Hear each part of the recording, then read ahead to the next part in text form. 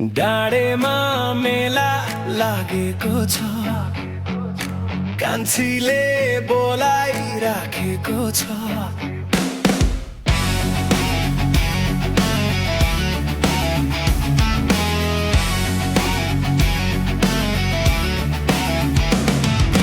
गाउँमै मेला लागेको छ कसैले बोलाइराखेको छ